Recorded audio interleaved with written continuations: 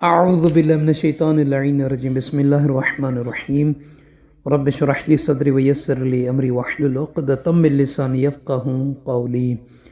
اللہم صلی علی محمد و آل محمد۔ صاحبان ایمان مومنین مومنات، ماہ شعبان المعظم کی 8ویں شب کی نماز اور 2 وظیفے ہیں مختصر سے۔ ایک وظیفہ ہے جس کا تعلق ہے سرکار امام رضا علیہ السلام سے۔ بیماری یا مصیبت میں مبتلا افراد چاہتے ہیں کہ اس کا خاتمہ ہو تو سرکار رضا علیہ السلام کے اس وظیفے پر عمل کریں، اور دوسرا ان افراد کے لیے کہ جو چاہتے ہیں کہ ہماری اولاد نیک ہو، صالح ہو،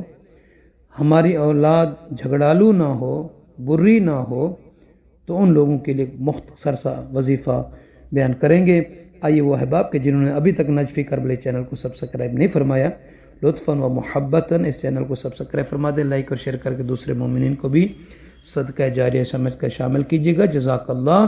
سب سے پہلے اولاد کے صالح ہونے، نیک ہونے اور اچھے کردار ہونے کے لیے اولاد کے یہ ایک مختصر سا وظیفہ ہے۔ سورہ ابراہیم کی آیت نمبر 40 کا جو افراد چاہتے ہیں کہ ان کی اولاد اچھی ہو، نیک ہو، صالح ہو، عبادت گزار بنے، مطیع و فرما بردار ہو، تو ان افراد کو چاہیے کہ کسی بھی وقت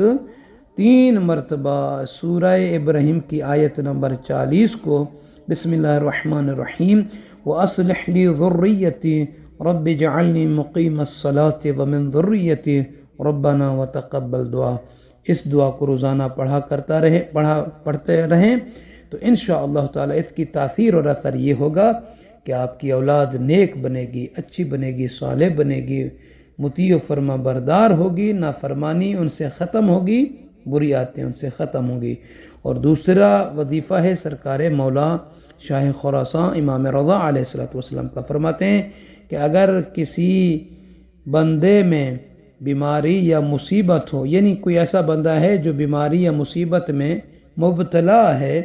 مولا وہ کیا کریں؟ فرماتے ہیں کہ اسے چاہیے کہ روزانہ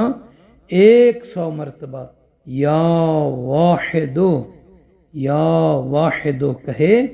امام فرماتے ہیں اس ذکر کی برکت سے، اس عمل کی برکت سے اس بندے سے بیماری یا مصیبت ختم ہو جائے گی، دور ہو جائے گی۔ یہ مختصر سا وظیفہ تھا بیماری یا مصیبت کے خاتمے کے لیے، بہت ہی مختصر ہے۔ ایک تسبیح پکڑ لیں اور چلتے پھرتے، اٹھتے بیٹھتے، سوتے لیٹے ہوئے کسی بھی حالت میں آپ اس ذکر کو اپنی زبان کے ساتھ معطر کرتے رہیں، یا واحدو یا واحدو۔ 8ویں شب کے حوالے سے پیغمبر اکرم صلی اللہ علیہ وآلہ وسلم کا فرمان مبارک ہے، یہ 2 رکعت نماز ہے۔ نیت کریں گے کہ 2 رکعت نماز شب 8 شعبان المعظم کی پڑھتا ہوں یا پڑھتی ہوں، قربتاً الی اللہ۔ تکبیرۃ الاحرام یعنی اللہ اکبر کہنے کے بعد پہلی رکعت میں الحمد کے بعد 5 مرتبہ آمن الرسول، یہ آخر تک آیہ مبارکہ ہے، 5 مرتبہ پڑھنا ہے، اور سورہ توحید کو یعنی قل هو اللہ احد کو 15 مرتبہ پڑھنا ہے،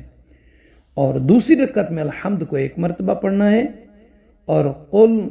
انما انا بشر مثلکم اس کو 1 مرتبہ پڑھنا ہے، اور سورہ توحید کو قل هو اللہ احد کو